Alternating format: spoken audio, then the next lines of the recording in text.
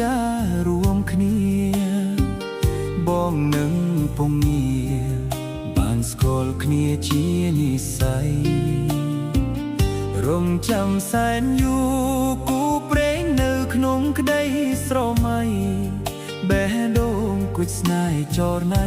គឺជានិស្ស័យបពេបានចាផែត្រា